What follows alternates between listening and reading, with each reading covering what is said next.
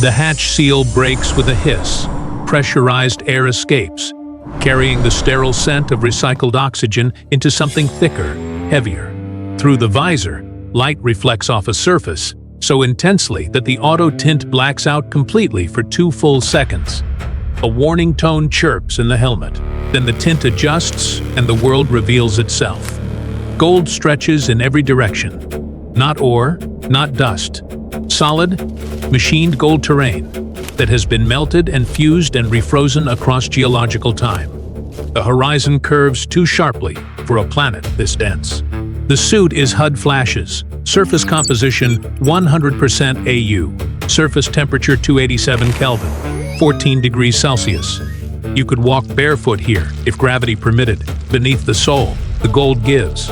Not much, a millimeter, maybe 2, but enough to register that the surface has yield. The reflection throws a distorted version of the suit back at you, a chrome humanoid, standing on an infinite mirror. The sole leaves a print. Already, the edges of the indentation begin to slump inward, slow as cooling wax. Somewhere above, the primary star burns with a whitish gold intensity that paints second shadows behind every rise and ridge. The light has weight. It presses against the suit as thermal layers, and a bead of sweat traces the hairline before the climate control catches it. 287 Kelvin outside, closer to 310 inside the helmet. The surface gleams. The eyes water. The body stands on more wealth than 10 civilizations could spend, and the knees are already beginning to ache. Gasping for air, the body attempts the second step. Weight shifts to the left leg. The knee protests with a soft, internal grinding. Cartilage compressed between femur and tibia. Pressure turned physical, turned audible. The heel strikes gold. The impact sends a shudder up the shin bone that does not fade. It stays. It accumulates. Breathing becomes a calculation. The chest expands against resistance. The diaphragm contracts, pulling downward, fighting the weight stacked on top of it. Air enters shallow, insufficient. The lungs fill to maybe 60% before the muscles give up and force an exhale. The rhythm increases, faster, faster. Each inhale shorter than the last, a feedback loop of diminishing returns. Against the weight, the shoulders hunch forward. The spine compresses, vertebrae stacking tighter, discs bulging outward against their capsules. A twinge fires through the lower back, not sharp, but deep. A buried nerve caught between shifting bone. The neck shortens. The chin tucks. Vision narrows at the edges. The helmet's interior frame, becoming the border of the visible world. The third step requires planning. Weight shifts. The right knee protests louder this time. A distinct click that resonates inside the joint. Forward momentum carries the torso. The boot swings. Heel strikes. Gold dents. Recoil shudders up the entire leg, hip to skull. A continuous column of bone transmitting shock. The standing leg quivers. Muscle fibers fire in irregular, unsynchronized bursts to maintain balance. Sweat pools at the collar. The suit's cooling system hums louder, working harder, unable to keep pace with the metabolic heat generated by muscles screaming under load. The heart hammers against the sternum, not from exertion alone, but from the sheer mechanical effort of pumping blood through vessels narrowed by external pressure. Each beat feels deliberate. Each beat feels fought for. A full minute passes. 6 meters covered. The gold stretches onward, endless, indifferent. Every joint has become a hinge of friction. Every breath has become a negotiation. The body is not walking. It is wading through something invisible and dense. Something that presses from above and below, and inside all at once. The fourth step goes wrong. The boot catches a crystalline edge of gold, natural fault line jagged as broken glass. Momentum carries the body forward. The left palm shoots out to brace the fall. The crystal edge finds the gap between glove segments and slices. The skin opens. Pain arrives sharp and immediate. Then it waits. The suit is medical sensor chirps, minor laceration detected. Palm 2.3 centimeters. The hand pulls back, blood emerges. But it does not flow. It does not run. It gathers. A single, perfect sphere of crimson that bulges from the wound like a liquid marble, held together by surface tension that seems too strong, too deliberate. The sphere grows. Another joins it. Together, they roll along the palms curve, moving too slowly, as if the air itself were thickened to syrup. The blood beads reach the wrist. They detach. They fall, and they keep falling. 1 second. 2. The drop to the gold surface takes 3 full seconds.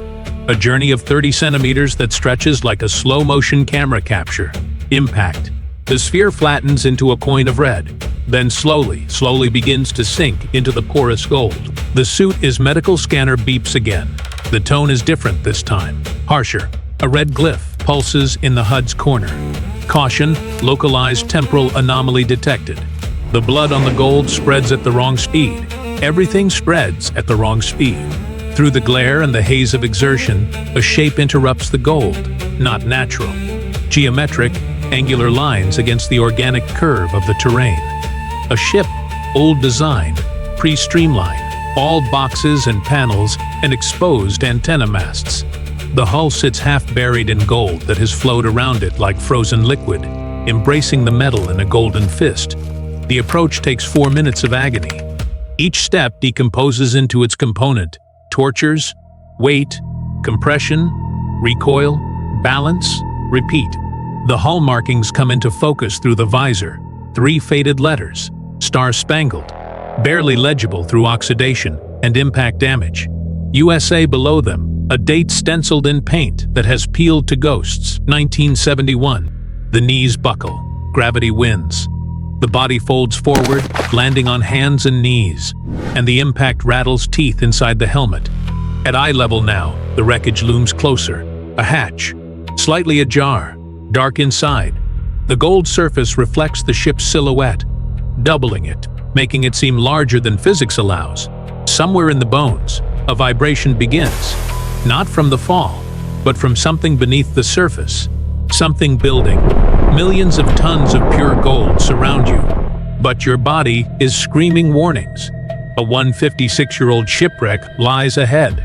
Do you push toward the gold or toward the wreckage? Drop your choice in the comments. A for gold, B for the wreckage. The hatch grinds open. Rust flakes off in chunks that do not fall right. Too slow, drifting like they owe gravity a favor. Inside the airlock, analog gauges stare back with frozen needle eyes. One reads external pressure, 14.7 psi. Another, temperature, 22 degrees Celsius. The needles have not moved in 156 years. The readings make no sense. Dust hangs everywhere, not settled, not swept. Suspended in the stale air like it forgot which direction down was. A particle floats past the visor, spinning lazily, catching light from the helmet lamp and throwing gold sparkles into the shadowed corridor. The dust motes move in currents, slow convection loops that have been circulating since the Nixon administration. The interior is all toggle switches and needle dials and magnetic tape reels, frozen mid-rotation. Retro Apollo technology, thick and heavy, built to survive impacts that would shatter modern composite gear. A food packet lies on the floor, label faded but readable. NASA, property of us Gov, 1971. The foil packaging has held. Whatever is inside has been waiting longer than most countries have existed. The air tastes metallic through the suit is intake filters, stale copper and old oil, the breath of a machine that died with its lungs full. But there is something else underneath. Warmth. The thermal readout on the wrist display ticks upward. 15 degrees Celsius, 18 degrees Celsius, 22 degrees Celsius. This wreck should be frozen to the ambient 14 Kelvin of deep space. Instead, the corridor ahead radiates heat like an open oven door. The control cabin is small, 7 square meters. Every surface covered in toggle switches, rotary dials, and cathode ray displays long dead. In the center seat, a figure sits upright, still strapped in by 5-point harness, still wearing the full Apollo-era pressure suit. White faded to institutional gray, mission patches peeling at the edges like old stickers. The helmet visor is clear. Through it, a face. Male, Caucasian, mid-30s. The skin has a waxy quality, not decomposition, not preservation, something else entirely, as if time simply agreed to look away. The eyes are closed. The mouth rests in a neutral line. No trauma, no expression of pain. Just stopped. Mid-breath, mid-thought, mid-century. A glove reaches out. The fingers brush the suit fabric, worn, threadbare at the elbows, and find the exposed hand. The thermal contact registers before the brain processes the data. Warm. Not hot, not cold. The temperature of a hand that held a coffee cup 10 minutes ago. The temperature of someone who just left the room. But this man has been sitting here since 1971. The glove pulls back. The HUD flashes thermal contact, 32.4 degrees Celsius. Ambient rec temperature, 24 degrees Celsius. The discrepancy creates a physical knot in the stomach. Someone was here, recently. The math refuses. 156 years in a wreck on a gold planet orbiting a temporal anomaly, and the body temperature reads 32.4 degrees Celsius. The numbers glare. The cabin shrinks. The warm air grows heavy. The comm crackles. Static. Then a voice, distant. "Hey, something's wrong." Back at the airlock, the companion sits against the hull. One glove pressed to the thigh. Between the fingers, dark red seeps through. The gold crystal that sliced your palm found their leg during the approach to the wreck. A deeper cut, worse placement. The blood flows wrong. It emerges, gathers, then moves in thick, syrupy pulses that bear no resemblance to normal hemorrhage. Each pulse comes slower than the last. The suit medical monitor broadcasts vitals in real time. Heart rate 72, then 68, then 62. The rhythm drops in measurable increments, like a countdown, running backward from 100. A medical AI voice, flat and synthetic. Atmospheric interference with coagulation cascade detected. Clotting factors non-functional in local conditions. Fibrinogen conversion suspended. Recommend immediate evacuation to standard temporal field. The words hang in the air. Translation: the blood will not stop. The blood will never stop. Not here. The companion's eyes meet yours through two visors. Their lips move. No words come through the comm. The hand against the thigh goes limp. The HUD vitals flatline with a single terminal tone. Pure. Unmodulated. The most honest sound electronics can make. The heartbeat trace collapses to a horizontal line. The blood continues to flow. Slower now, but continuous, indifferent to the death it announces. The suit is long-range sensors scream. A subsonic rumble builds through the gold itself, transmitted through the boots, up the legs, into the teeth. Gravity storm detected. Approaching velocity, 340 meters per SECon. ETA, 8 minutes. The 1971 ship S-engine is scrapped. Twisted metal, fusion core, cracked and cold. No way off this surface. Not in that. Not in anything that flies. The options narrow to blades. Option A. Crawl back through the wreck. Find the 1971 reactor core. Drag 200 kilograms of ferroceramic and enriched uranium across pure gold terrain under crushing gravity. Install it in the modern ship and pray the mounting brackets match. Option B. Abandon both ships. Crawl into the deep gold mine shafts visible on the horizon. Hide. Wait. Hope something in the dark remembers mercy. Your engine is scrap. A gravity storm is coming in 8 minutes. Do you risk your bones being crushed to drag a 200-kilogram reactor across pure gold? Or do you crawl into the dark mine shafts and hope something finds you? Drop A or B in the comments. The body makes the choice before the mind finishes weighing. The crawl begins. Hands find purchase on the gold. Fingers digging into the soft metal, leaving trenches. Knees drag, grinding against crystalline ridges that slice through suit fabric. The reactor chamber door hangs open, twisted like a scream. Inside, the core sits on its mounting bracket. Impossibly dense, impossibly heavy. The straps come loose with a tug that costs half the oxygen left in the tank. The core shifts. 200 kilograms of ferroceramic slides off its bracket and drops onto the gold floor with a muted thud that shakes the entire wreck. The drag begins. Centimeter by centimeter, the reactor scrapes across the gold surface, leaving a groove that will outlast every monument ever built. The gravity storm hits at minute 7. The gold surface begins to ripple. The reactor is still 50 meters from the modern ship. The wrists scream. The shoulders burn. Behind, the 1971 wreck groans and begins to fold inward. Ahead, the modern ship S-hatch waits. Dark, open, offering nothing but the chance to keep fighting. The body pulls. The gold dents. The storm screams through the planet's crust. And time, as always here, moves wrong. This is your final choice. What do you do? Leave your choice in the comments below. A for the reactor, B for the mines. Your vote decides what happens next. The reactor salvage from the 1971 wreck stutters to life. Cracked fuel rods feed power in irregular pulses. Each surge sends violent shudders through the hull. Metal fatigue singing in the stressed bones of the ship. Outside the gold planet's gravity, presses, inward testing, every weld. An engine whine builds from deep in the stern.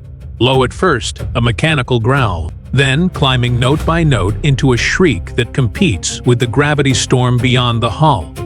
The sound fills the cabin, forces its way into skull and jaw, becomes the only frequency. The hull vibrates. Not gentle shaking, resonant, tooth-rattling oscillation that locks into jawbones, eye sockets, the fillings in back molars. Vision blurs at the edges. Hands on the console transmit the buzz through glove palms into wrist bones, up forearms. Metal groans in harmony. Gold resists. The planet grips the hull with suction-like force, as if the surface itself refuses release. Engine pitch climbs into the pain range. A needle against the eardrum, a drill against the temple bone. Something has to give. Something will. Catastrophic release comes without warning. A tearing sound, metal screaming against gold, and the ship breaks free in a violent convulsion that rattles teeth and snaps unsecured items against walls. Gold fragments spray against the viewport, a glittering cloud of planetary shrapnel. Forward momentum slams everything backward. Then, silence. The engine cuts. The reactor fails. The ship tumbles, end over end. A slow, drunken rotation through the void. Inner ear chaos. No up, no down, only the spin. Hands grip armrests, but find no stable reference point. The gold planet spins in and out of the viewport. A hull breach detonates pressure through the corridor. Air rushes out, equalizing with vacuum in a sustained scream. Warning klaxons wail, then choke as circuits fail. Cold seeps through the suit at the neck seal. A tendril of absolute zero-seeking skin. The ship breaks apart. Sections shear off with metallic shrieks. The companion, S-body in its bag. The 1971 wreck components. Cargo modules. All tumbling back toward gold. Caught again in that terrible grip. The main cabin holds barely. Bolts pop like gunshots. Spinning accelerates. A second explosion. The fuel reserve catching. Burning in vacuum as a silent orange flower that consumes itself in seconds. The spin doubles. Vision narrows to a tunnel. Blood pools in the extremities. Drains from the head. Consciousness flickers. Holds flickers again. Atmosphere hits. Re-entry. Hull plating heats. First warm, then hot, then glowing orange at the leading edges as ionized air screams against the thermal tiles. The spin steadies. Fingers lock around knee joints. Helmet tucks toward chest.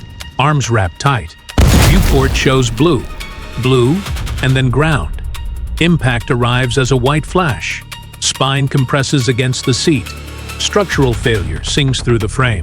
A symphony of tearing metal and breaking plastic as the hull crumples around the reinforced cockpit. The seatbelt holds. The hull around it does not. Darkness swallows everything in one greedy gulp. The hatch kicks open with a boot heel strike. Sweet oxygen rushes in, real air, not suit recycled, not filtered through chemical scrubbers. The nose fills with chlorophyll, pollen, the distilled exhalation of living plants. Biosphere is signature, Earth's signature. Above stretches pure sky blue, not the gold blue of the planet, not the black of space. Rayleigh scattering, short wavelengths diffusing through atmosphere, the familiar physics of a world that feels like home.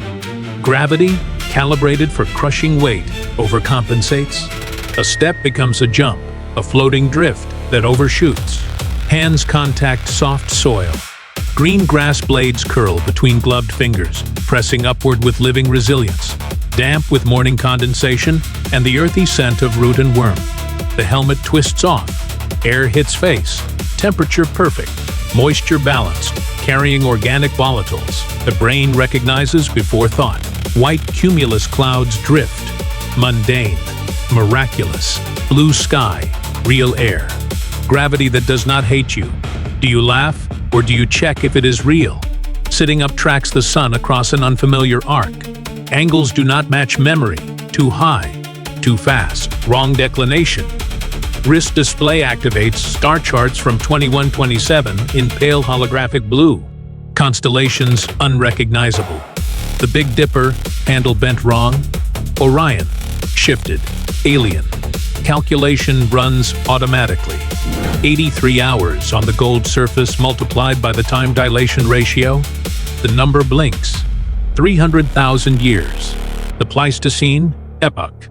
Ice ages. Megafauna. Early humans learning to chip stone into sharp, deadly cutting edges. The roar comes from behind. Too low for bear. Too predatory for elephant. Sub-bass resonates in the chest cavity. Travels through soil into boots, up legs, into the inner ear where balance lives. Movement happens before thought. Up, turn, sprint. Legs calibrated for heavy gravity launch with explosive force. Balance overshoots. Center of gravity too high. Arms windmilling through humid air. Correction comes instinctive. Sprint. Feet pound soft soil. Behind branch snap. Ground tremor. Hot predator breath closing the distance. Then, mud. A foot sinks, catches on submerged root. Body pitches forward. Rolling down a slope, tumbling. Limbs uncontrolled. Vision a blur of green and brown and spinning sky. Landing at the bottom. Hard ground. Something's territory. Something's hunting ground. The sun is wrong. The stars have moved. That roar belongs to something extinct. Would you run, or would you turn and look? The mudslide ends on level ground. Swampy, thick vegetation pressing in from all sides. Humidity wraps the suit like a wet blanket, coating the visor with a fine mist of condensation and decay. Rotting plant matter mixes its stench with something else. Something alive. Something watching from the green shadow. The ground shakes with approaching death. Footfalls, rhythmic, heavy. Thud-thud vibrating through soil into boots, up shins, into kneecaps. Each impact drives tremors through the muddy earth, sending ripples across standing pools. Running toward this exact spot. Too fast for something that massive. The vibration frequency increases steadily. Closing the gap. Smell hits first, copper and musk. Large carnivore saliva mixed with glandular marking secretions. Evolutionary recognition triggers deep in the amygdala. Stomach muscles clench. Breathing accelerates. Skin prickles along the spine. Ancient hardware responding to ancient threat. Millions of years of prey instinct activating. Running commences. Quadriceps scream from gold planet exertion. Depleted glycogen stores. Microtears in fibers. Lactic acid pooling in tissues. Pushed far beyond their engineered limits. Adrenaline rewrites limits. Forces contraction. Overrides damage signals from thigh tissue. Forward motion becomes the only imperative. Survival reduced to mechanical function. Each stride decomposes into phases. Heel strikes soft earth. Sinks half an inch into mud and rotting leaves. Glute and quadriceps engage. Weight transfers over the planted foot. Push-off launches from toes. A microsecond of air. Next landing repeats the cycle. Faster, harder, less control. Lungs sear despite abundant oxygen. Air flows thick with humidity and pollen, dragging through suit filters. Resistance mounting with each inhale. Breathing turns ragged, shallow. The diaphragm cramps. A side stitch stabs beneath the ribs, sharp as a blade. A hand presses against it while legs pump. Calves seize without warning. The right gastrocnemius hardens into a knot beneath the suit. Fibers contracting into a fist of tissue that refuses to lengthen, sending sharp cramps radiating upward. Stride falters, a hobble, a limping run. Mechanical, will overriding the body's refusal. Keep moving. The alternative is teeth. Thorns slash from woody shrubs. Inch-long spines catch the suit fabric, tear through into arms and thighs, leaving thin trails of blood that sting in the humid air. Each lash registers as separate sting, separate tear, separate bead of blood rolling beneath the suit. Pain becomes a tally system, a running count of damage. Branches whip the helmet with increasing frequency. Low limbs strike the visor, thwack, thwack. leaving streaks of sap, bark fragments, and crushed insect paste smeared across the tinted glass. Vision reduces to a tunnel. Ground ahead. Next footfall. Survive this second? Peripheral data discarded. Focus narrows to the immediate now. A glance backward risks everything. Shoulders rise higher than a man's head, powering a charge that shakes the earth. Limbs thick as tree trunks drive the pursuit. The face is dominated by teeth. Not lion, not tiger. Nothing in the database. Something older. Something that ruled before humans. Something from 300,000 years ago is hunting you. You can hear its breath. Type run if you would sprint. Type fight if you would turn. Hundreds of kilograms of killing machinery hang suspended in mid-leap. The predator launches, muscles uncoiling in explosive release. Trajectory aimed at the throat, where suit armor thins. Time dilates. Saliva at the jaw, sedge. Claws extended. Each digit a honed scythe. Whack. An axe striking hardwood sound cracks the air. The predator's flank shudders from the impact. A wooden shaft buries itself in fur, vibrating, fletching a blur of feathers and sinew. Whack, whack. More shafts find ribs, belly, neck. Practiced accuracy from nowhere. The predator lands short, distracted, wounded. It spins, a roar of confusion and pain.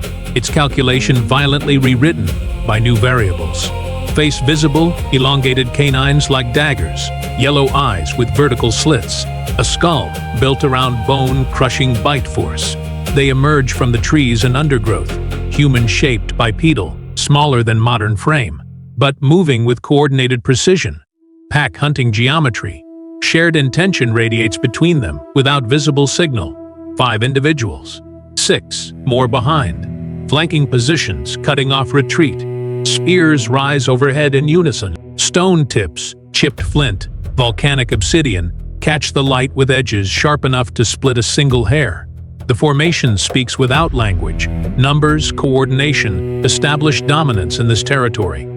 The predator understands. Math is universal. It snarls final display of threatened dominance, then retreats with deliberate slowness, unwilling to show weakness. A tail thick as a man's arm drags behind, through damp soil. Gone. The silence carries its own weight. The space between one danger and the next. The early humans turn. Dark, watchful, calculating eyes fix on the suited figure crumpled on the ground. Assessment in those gazes, curiosity, caution, tactical evaluation of this strange newcomer. No aggression, no fear. Recognition of another thinking thing. Weighed and measured. Early humans, 300,000 years ago, they just saved your life. Would you stand up or stay down? They approach slowly. Hands extend. Palms open, fingers spread. The gesture of help rather than grab. Rough fingers touch the suit with curiosity, testing its texture, feeling the unfamiliar weave of synthetic fibers beneath calloused pads. Gestures follow, pointing toward the limestone cliff, toward shelter and security in numbers. Their movements deliberate and unthreatening.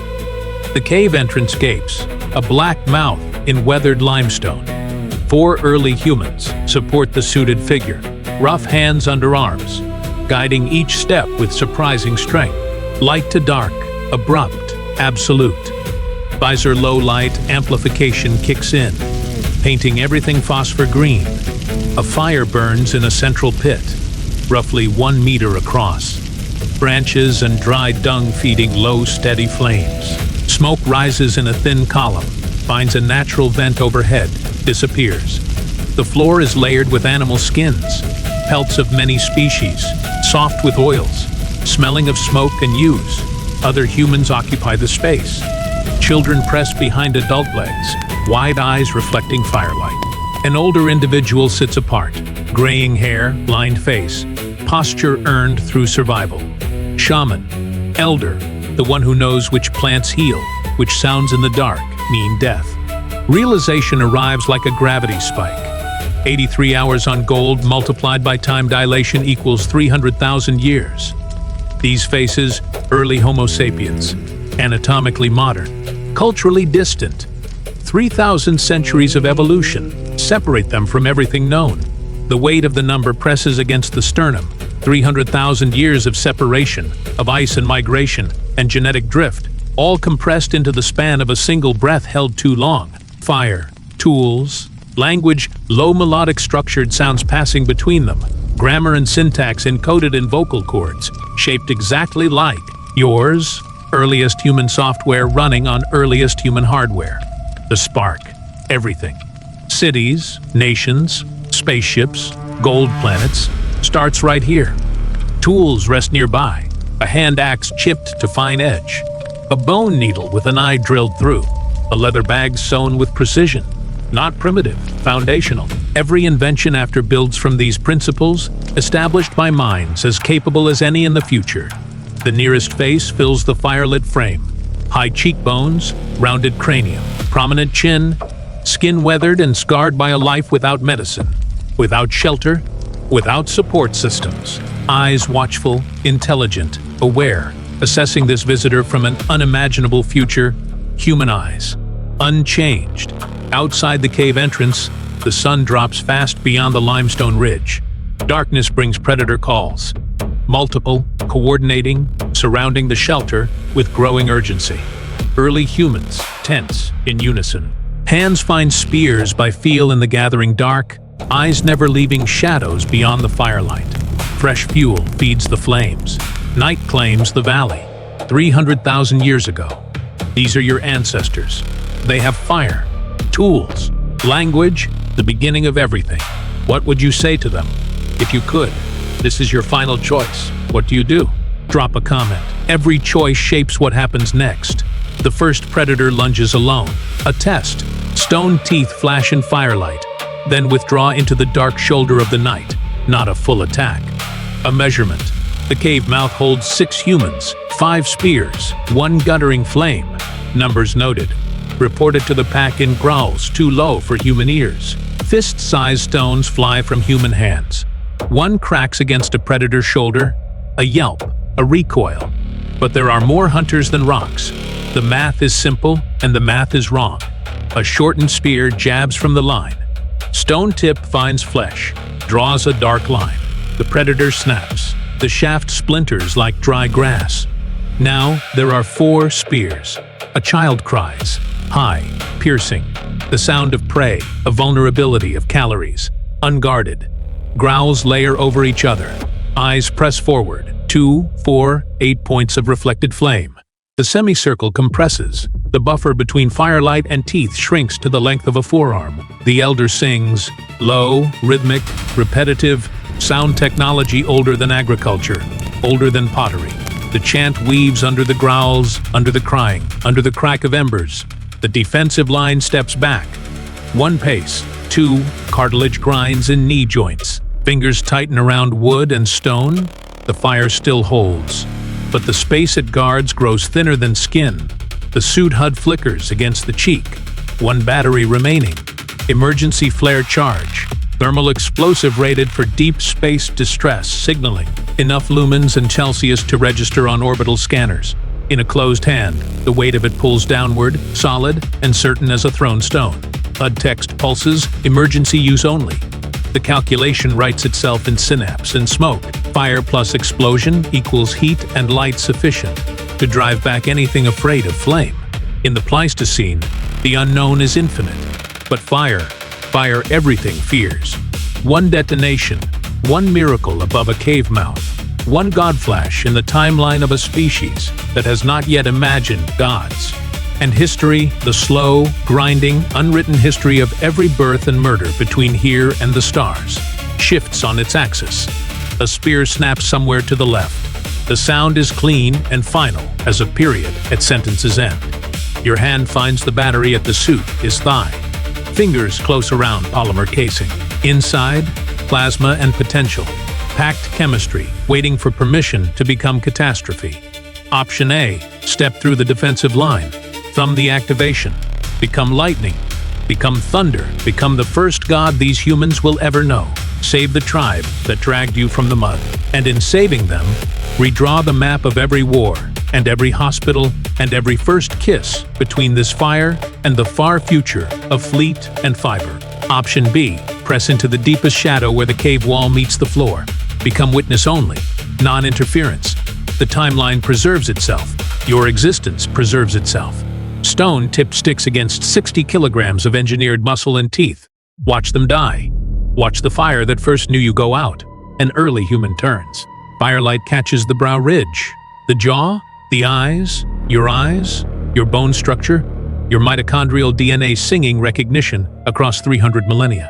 Expectation lives there. Trust. Predator breath steams at the cave mouth, hot and wet. The battery casing presses ridges into your palm. This is your final choice. What do you do? The apex predators are breaching the perimeter. You hold the power of a god in your hands, but using it shatters history. Drop your choice in the comments. Type A to save them.